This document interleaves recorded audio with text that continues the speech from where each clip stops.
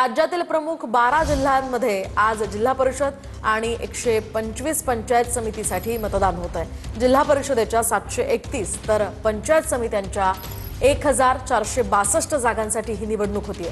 एकूण 7438 इतके उमेदवार निवडणुकीच्या रिंगणात आहेत। सगळे मिळून एकूण 2,20,20,702 इतकी मतदारसंख्या आहे। संपूर्ण मतदान प्रक्रियेसाठी पुरेशा पोलीस बंदोबस्ताची सुद्धा व्यवस्था करण्यात आली आहे।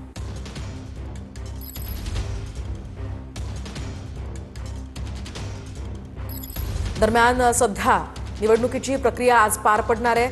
सुरुवातीला आपण जाऊयात बारामतीमध्ये प्रशासनाची कशी पद्धतीची तयारी आहे जाणून घेऊयात आमचे प्रतिनिधी योगेश बोरसे यांच्याकडून। योगेश, काय सांगाल? बारामतीमध्ये खरं तर अजित पवारांच्या निधनानंतर एक शोकाकुल वातावरण आहे, अशा परिस्थितीमध्ये आज मतदान होत आहे। काय सध्याची परिस्थिती आहे? निश्चितच यंदा यावेळी जी काही निवडणूक ही पार पडते या बारामती तालुक्यामध्ये दुःखाची लहर, एकूण दुःखाची छटा पाहायला मिळते। कारण उपमुख्यमंत्री अजित पवार यांच्या निधनानंतर जिल्हा परिषद आणि पंचायत समितीची ही निवडणूक पार पडते। 9 वर्षानंतर ही निवडणूक लागते, कारण मधल्या काळात प्रशासक जिल्हा परिषदेवरती होतं आणि त्यानंतर ही निवडणूक या ठिकाणी पार पडते। अजित पवार यांच्या निधनामुळे राष्ट्रवादी काँग्रेसने या जिल्ह्यामध्ये प्रचार अतिशय शांततेत केलेला आहे। कारण कालच अजित पवारांच्या निधनाला 10 दिवस पूर्ण झाले होते आणि त्यानंतर राष्ट्रवादीच्या सर्व उमेदवारांनी कुठलीही रॅली, प्रचार सभा न करता शांततेत हा संपूर्ण प्रचार केलेला आहे। आणि प्रामुख्याने पुण्यात जर बघितलं एकूण जिल्ह्यामध्ये राष्ट्रवादी विरुद्ध भाजप अशी लढत पाहायला मिळते। आणि आपण या ठिकाणी पाहू शकतो बारामती तालुक्यातील काठेवाडी जिल्हा परिषद शाळेच्या या मतदान केंद्रावरती मी आता आहे आणि या ठिकाणी मॉक पोल काही वेळापूर्वीच पार पडलेला आहे आणि मतदान जे कर्मचारी आहेत त्यांची तयारी देखील पूर्ण झालेली आहे। 7:30 वाजता मतदानाला सुरुवात होईल आणि याच मतदान केंद्रावर अजित पवार देखील मतदान करत होते। आता यावेळी त्यांच्या कुटुंबातील इतर योगेश, या संदर्भातले सगळे अपडेट्स वेळोवेळी तुमच्याकडनं जाणून घेत राहणार आहोत। आपल्यासोबत या ठिकाणी कोल्हापूरवरून भूषण पाटील आहेत, यासह अनंत पाताडे सुद्धा आहेत। आपण सुरुवातीला जाऊयात कोल्हापूर या ठिकाणी। कोल्हापूरमध्ये भूषण पाटील आपल्या सोबत आहेत। भूषण, काय सांगाल? कोल्हापूरमध्ये आज जिल्हा परिषदेच्या निवडणुकीच्या पार्श्वभूमीवर प्रशासनाची तयारी कशी आहे? काय अपडेट्स आहेत?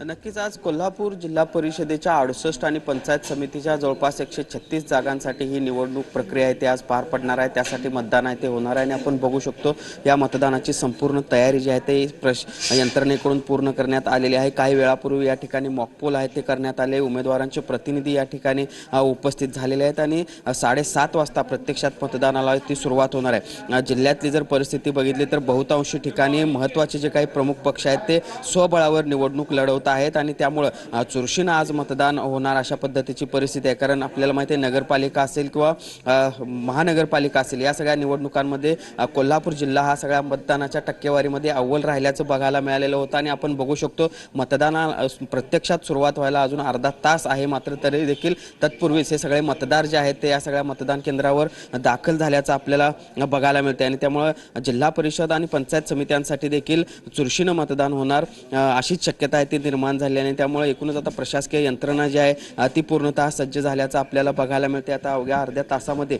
या सगळ्या मतदान प्रक्रियेला प्रत्यक्षात सुरुवात होईल। 5:30 वाजेपर्यंत हे सगळे मतदान आहे ते सुरू राहणार आहे आणि त्यामुळे आज जवळपास 2691 मतदान केंद्रांवर ही सगळी मतदानाची प्रक्रिया जिल्ह्यामध्ये पार पडणार आहे आणि ज्या ठिकाणी संवेदनशील मतदान केंद्र आहेत त्या ठिकाणी विशेष पोलीस अगदी नक्कीच भूषण या संदर्भातले सगळे अपडेट्स घेणार आहोत। आता जाऊयात कणकवलीमध्ये आपले प्रतिनिधी अनंत पाताडे आपल्या सोबत आहेत। अनंत, काय सांगाल? कणकवलीमध्ये सध्या मतदानाच्या पार्श्वभूमीवर कशी परिस्थिती आहे? काय तयारी प्रशासनानं केली आहे?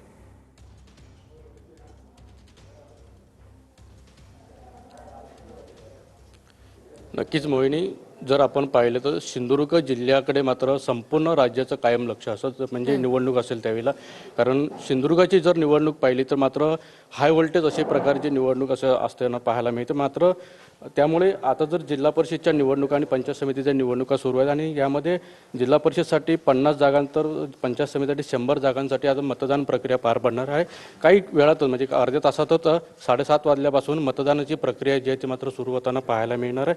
आणि प्रत्यक्षात जर पाहिलं तर या जिल्ह्यामध्ये जवळपास 5,61,105 एवढे मतदार आहेत. त्यामध्ये जर पाहिलं तर 2,82,588 स्त्री मतदार आहेत, तर 2,78,000 पुरुष मतदार आहेत. त्यामुळे या पूर्ण मतदान प्रक्रियेसाठी मात्र प्रशासन मात्र सज्ज असलेलं पाहायला मिळते. मी सध्या जो उभा आहे तर कणकवली शहरापासून काही अंतरावरती असलेलं कलमट या मतदान केंद्रावरती आहे आणि या मतदान केंद्रावरती मात्र इथलं प्रशासन जे आहे ते मात्र सज्ज असताना पाहायला मिळते. जवळपास जिल्ह्यातील 810 मतदान केंद्रांवरती हे मतदान प्रक्रिया पार पडताना पाहायला मिळणं. मात्र सिंधुदुर्गाकडे मात्र विशेष लक्ष आहे. मात्र दोन्ही राणे जे बंधू जे आहेत ते मात्र यावेळेला मात्र जिल्हा परिषदच्या निवडणुकीच्या माध्यमातून मात्र एकत्र असताना पाहायला मिळत आहेत. मात्र कुठेही निवडणुकीला किंवा राजकीय प्रक्रिया सुरू असताना मात्र कुठेही गालबोट न लागता मात्र ही प्रक्रिया पार पडताना पाहायला मिळते. मात्र नितेश राणे आणि निलेश राणे हे महायुती म्हणून एकत्र आल्यामुळे मात्र सिंधुदुर्गातलं वातावरण जे मात्र काहीसं जर पाहिलं तर मात्र कुठेतरी शांततेमध्ये निवडणूक जी प्रक्रिया ती मात्र पार पडताना पाहायला मिळते. त्यामुळे या संपूर्ण निवडणूक प्रक्रियेकडे मात्र कशा प्रकारे प्रक्रिया पार पडते याकडे मात्र संपूर्ण सिंधुदुर्गवासियांचं असेल किंवा राज्याचं लक्ष लागून राहिलं पाहायला मिळतं. अगदी अगदी नक्कीच अनंत, या संदर्भातले सगळे अपडेट्स तुमच्याकडून जाणून घेणार आहोत. एकूणच पश्चिम महाराष्ट्र आणि कोकण विभागाचा एक थोडक्यात आढावा आपण घेतलेला आहे. या सगळ्याचे सगळे अपडेट्स आपल्या प्रतिनिधींकडून TV9 मराठी तुमच्यापर्यंत पोहोचवण्याचा प्रयत्न करणार आहे. धन्यवाद योगेश, धन्यवाद अनंत, धन्यवाद भूषण दिलेल्या या सगळ्या सविस्तर अपडेट्ससाठी. तर आपण पाहतोय जिल्हा परिषद आणि पंचायत समितीचा गड कोण सर करणार याकडे सर्वांचं लक्ष लागलेलं आहे. आणि त्या पार्श्वभूमीवर आता थोड्याच वेळामध्ये मतदानाला सुद्धा सुरुवात होणार आहे. सध्याची मतदान केंद्रावरची ही दृश्य आपण पाहतोय. प्रशासनानं जय्यत तयारी केलेली आहे. यासह पोलीस बंदोबस्तात कुठल्याही प्रकारची